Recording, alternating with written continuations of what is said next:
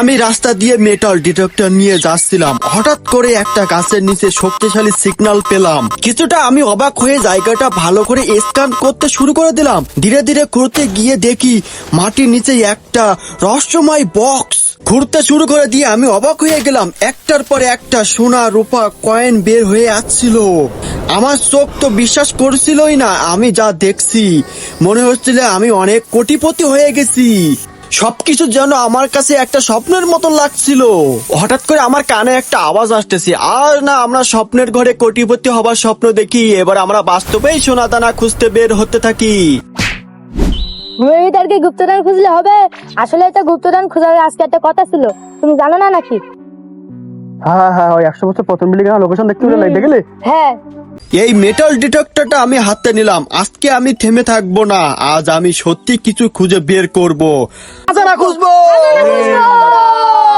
শোনা ডানা। আমার টিমও রেডি, কারণ আজকে মিশনটা গুপ্তধন খোঁজা। গুগল ম্যাপে একটা লোকেশন আগে থেকে সেভ করা ছিল, একটা 100 বছর পুরাতন বিল্ডিং। লোকজন বলতো ওইখানে অনেক ধনী মানুষ থাকতো, আর হয়তো ওইখানে লুকানো আছে সোনাদানা। কিন্তু আমি ওই 100 বছর বিল্ডিং এর ওইখানে যাওয়ার আগে একটা নদীর ধারে এখানে পানি আসা যাওয়া করে, চারপাশে একদম চুপ। এইখান থেকে নদীর পানি আসা যাওয়া করে। এখন তো বর্ষাকাল নাই, এই জন্য এখানে এখন শুকনো আছে। এই জন্য আমি এখানে স্ক্যান করে দেখবো এখানে যদি কিছু গুপ্তধন খুঁজে পাওয়া যায়। এই ভরসাটা নিয়ে আমি মেটাল ডিটেক্টরটা নিয়ে খুঁজতে শুরু করে দিলাম। অনেকক্ষণ ধরে খোঁজাখুঁজি করার পরে আমার মেটাল ডিটেক্টরে একটা সিগন্যাল আসলো। তারপরে আমি সিগন্যালটা পেয়ে আমি থেমে গেলাম। মনে হচ্ছিল এখানে কিছু আছে। আমার টিম মেম্বারদেরকে আমি এখানে খোঁজার জন্য শুরু করতে বললাম। তারপরে এখানে খোঁজার পরে একটা চমকানো জিনিস আমি তুলে দেখি, একটা আংটি। আমার হাত তো কাঁপতে শুরু করে দিল। এটা অনেক পুরাতন মনে হচ্ছিল। আমার টিমও চমকে গেল। আমি বুঝলাম এটা মাত্র শুরু। তারপরে আমার বুকে এই আশাটা নিয়ে আমি আবারও স্ক্যান করা শুরু করে দিলাম। অনেকক্ষণ ধরে স্ক্যান করার পরে আবারও আমি আরেকটা সিগন্যাল পেলাম। এই সিগন্যালটা পেয়ে আমি আবারও দাঁড়িয়ে গেলাম। তারপর আমি আবারও টিম মেম্বারদেরকে বললাম এইখানে ঘুরতে। তারপর আমি এখানে একটা লোহার জিনিস পেলাম। এটা ওই আগেরটা থেকেও অনেক ভারী। আমি যখন এই দুইটা জিনিস পেলাম তখন আমার বুকে অনেক আশা জাগতেছিল, যে ভাবতেছি এইবার হয়তো আমি অনেক কিছু আগে সোনা দানা হয়তো পাতে পারি। আর যদি আমার ওই সকালের স্বপ্নটা যদি সত্যি হয়ে যায় তাহলে তো অনেক মজা হয়ে যাবে। এই জন্য আমি থামবো না, আগে দেখি আমার ভাগ্য কি আছে। এই জন্য এই মেটাল ডিটেক্টরটা নিয়ে আমি আবারও খুঁজতে শুরু করে দিলাম। তারপর আমি এই মেটাল ডিটেক্টরটা নিয়ে আশেপাশে অনেকক্ষণ ধরে খোঁজাখুঁজি করার পরে আমি আবারও আরেকটা সিগন্যাল পেলাম। এই সিগন্যালটা পাওয়ার পরে আমার মনটা যেন কেমন ছটফট করতেছে। যদি এইখানে যদি বড় কিছু পাওয়া যায় তাহলে তো অনেক মজা হয়ে যাবে। এখানে আমি খুঁজতে শুরু করে দিলাম, দেখি আহা এখানে আবারও একটা লোহার জিনিস পেলাম। এই লোহার জিনিসটা যখন পেলাম তারপর ভাবলাম না কিছু তো পেলাম। এইখানে আমি আশেপাশে আবারও মেটাল ডিটেক্টর নিয়ে খুঁজতে শুরু করে দিলাম। অনেকক্ষণ ধরে খোঁজাখুঁজি করার পর দেখতেছি আর সিগন্যাল আসতেছে না। তারপর আমি একটু ভাবলাম শেষবারের মতন এখানে আর একটু খুঁজে দেখি। শেষবারের মতন স্ক্যান করতে শুরু করে দিলাম। তারপর খানিকক্ষণ ধরে খোঁজাখুঁজি করার পরে একটা হালকা সিগন্যাল পেলাম। এখানে খুঁজে দেখি একটা পুরাতন লাল কয়েন। আমি তো একদম চুপ হয়ে গেলাম। এই লাল কয়েনটা অনেক পুরাতন, একদম পুরা একদম কাদা দিয়ে ঢাকা ছিল। দেখো একদম পুরোটাই পুরাতন হয়ে গেছে। এত কিছু একসাথে পাওয়া সত্যি অসম্ভব। কিন্তু এরপর আমি আর কিছু পেলাম না। অনেকক্ষণ ধরে স্ক্যান করতে শুরু করে দিলাম কিন্তু আর কিছুই পেলাম না।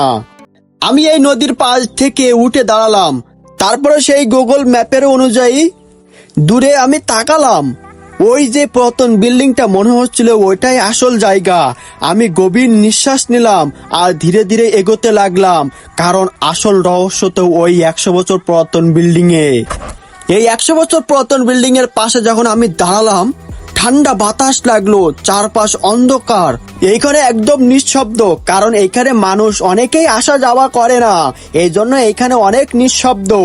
তারপরে আমি দেরি না করে এই মেটাল ডিটেক্টরটা নিয়ে আমি স্ক্যান করতে শুরু করে দিলাম। এই 100 বছর পুরাতন বিল্ডিংটার পাশ দিয়ে আমি আগে স্ক্যান করতে শুরু করে দিলাম। অনেকক্ষণ ধরে খোঁজাখুঁজি করার পরে দেখতেছি আমার মেটাল ডিটেক্টরে কোনো সিগন্যালই আসতেছে না। এই 100 বছর পুরাতন বিল্ডিং এর আমি ছাদে উঠে পড়লাম। এই ছাদের উপরে অবস্থা দেখে তো আমার ভয় লাগতেছে, কেননা যদি এই আশেপাশে যদি সাপ থাকে তাহলে তো আমার খেল খতম হয়ে যাবে। এই ছাদটা আমি অনেকক্ষণ ধরে আশেপাশে খোঁজাখুঁজি করার পরে আমি আবার একটা সিগন্যাল পেলাম। এই সিগন্যালটা যখন আমি পালাম তখন আমার মনটা একদম ছটফট করতেছে, কেননা এই 100 বছর পুরাতন বিল্ডিং এ অনেক ধনী মানুষ থাকতো। যদি এখানে যদি সোনা গয়না পাওয়া যায় তাহলে তো অনেক মজা হয়ে যাবে। আমার স্বপ্নটা একদম পুরোটাই পানি ঢেলে দিল একটা 1 টাকার কয়েন বাংলাদেশি। তারপরে আমি এই ছাদের উপরে অনেকক্ষণ ধরে আবারও আমি খোঁজাখুঁজি করতে শুরু করে দিলাম, দেখতেছি আর কোনো সিগন্যালই আসতেছে না। এখান থেকে আমি আবারও লেবে পড়লাম। এবার আমি এই 100 বছর পুরাতন বিল্ডিং এর রুমের ভিতরে আমি খুঁজে দেখবো যদি ওইখানে কোনো সিগন্যাল পাই, কারণ এইখানে অনেক ধনী মানুষ থাকতো ভাই। যদি এইখানে একটা সিগন্যাল পাই তাহলে তো অনেক মজা হয়ে যাবে। এইখানে আমি অনেকক্ষণ ধরে খোঁজাখুঁজি করার পরে ভাই রে ভাই, সত্যি সত্যি আমি একটা সিগন্যাল পেলাম। আমার মনে তো অনেক ছটফট করতেছে সেই জিনিসটা দেখার জন্য। আমার টিম মেম্বারদেরকে বললাম ভাই ওইখানে খোঁজ, ওইখানে হয়তো কিছু পাবো। যদি ওই জিনিসটা যদি শোনার কিছু হয় রে ভাই, তাহলে তো আমি সবার প্রথম সেই জিনিসটা বিক্রি করে আগে আমি একটা আইফোন 17 প্রো কিনবো। তারপর তোদের সবাইকে একটা একটা একটা করে আইফোন দেবো। তুই বুঝতে পারতিস? তাড়াতাড়ি খোঁজ, এখানে খোঁজ। ও দেরি না করে এখানে খুঁড়তে শুরু করে দিল। অনেকক্ষণ ধরে খোঁড়ার পরে ভাই এ কি, আমি তো মোটেও বিশ্বাস করতে পারতেছি না, একটা কানের দুল পেলাম নাকি ভাই। আমি তো সত্যি বিশ্বাস করতে পারতেছি না এই কানের দুলটা পাওয়ার পরে। এ ভাই এটা কি শোনা নাকি? এটা শোনা হলে তো অনেক মজা হয়ে যাবে ভাই। এটা কি শোনা? আমি তো মোটেও বিশ্বাস করতে পারতেছি না। আমার টিম মেম্বারটা তো এই জিনিসটা পাওয়ার পরে একদম পুরোটা পাগল হয়ে গেছে। এই জিনিসটা রেখে আমি আবারও আশেপাশে খোঁজাখুঁজি করার জন্য আমি আবারও মেটাল ডিটেক্টর নিয়ে সিগন্যাল খোঁজার জন্য শুরু করে দিলাম।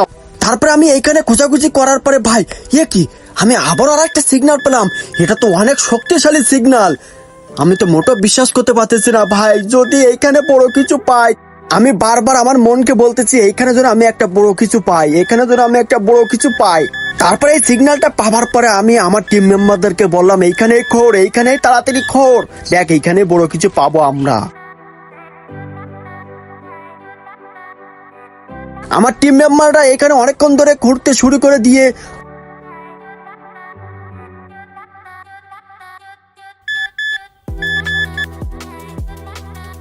ভাই এ কি, এটা তো একটা গলার হার ভাই। এটা যদি শোনা হয়, এটা কি শোনা নাকি? এই এটা শোনা, এটা সত্যি কথা বল, এটা শোনা।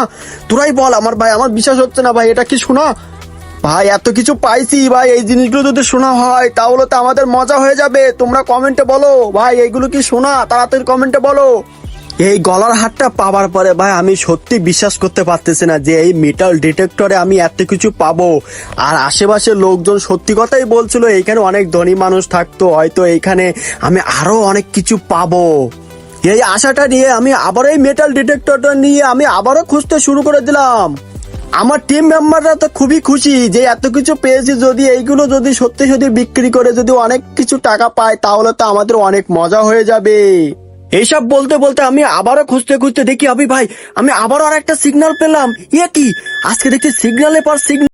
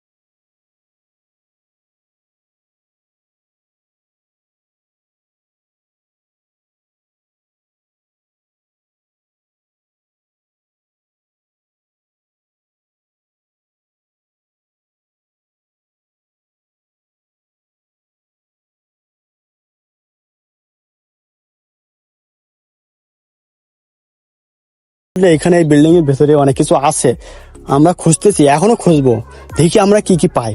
তারপরে আমরা ভাবতেছি এবার আমরা বাড়ি যাব, অনেকক্ষণ ধরে খোঁজাখুঁজি করতেছি, আমাদের অনেক কষ্ট হয়ে গেছে, এই রুমটা খুঁজে আমরা বাড়ি যাব। এই রুমটা অনেকক্ষণ ধরে খোঁজাখুঁজি করার পরে ভাই কি ভাই আমি আবারও আর একটা সিগন্যাল পেলাম। ভাই এত সিগন্যাল পাচ্ছি ভাই, আমার এই সিগন্যাল দেখে তো আমার বাড়ি যেতেই মন চাচ্ছে না, কিন্তু অনেকক্ষণ ধরে খোঁজাখুঁজি করছি, আমাদের তো অনেক কষ্ট হয়ে গেছে। আমি জায়গাটা খুঁড়তে শুরু করে দিলাম, মাটি খুব শক্ত ছিল, ধীরে ধীরে একটা বক্স বেরোতে লাগলো। আমি তো শিওর হতে পারছি না এটা কি সত্যি কি বক্স, এই জন্য আমি চারপাশে আরো ভালো করে খুঁড়তে শুরু করে দিলাম। চারপাশে আমি ভালো করে খুঁড়ে দেখার পরে তারপরে আমি দেখলাম এই বক্সটার সাইডে একদম লোহার শিকলের মতন একদম সুন্দর করে এই বক্সটা তালা মেরে রেখে দেওয়া হয়েছে। আমার টিম মেম্বাররা দেখে তো একদম পাগল হয়ে গেছে, আমি তো মোটেও বুঝতে পারতেছি না ভাই, এই বক্সটার ভিতরে যদি অনেক কিছু পাই সেই জিনিসগুলো আমরা বিক্রি করে দিব, আর তার থেকে কিছু টাকা আমরা গরিব অসহায় মানুষদেরকে দান করে দিব। গাইস তোমরা দোয়া করো যেন এই বক্সটার ভিতরে যেন আমরা অনেক কিছু পাই।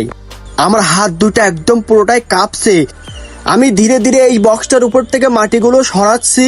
এই বক্সটার উপর থেকে আমি যখন মাটিগুলো সরালাম, গাইস এর ভিতরে এসবগুলো কি, আমি তো মোটেও বিশ্বাস করতে পারতেছিলাম না।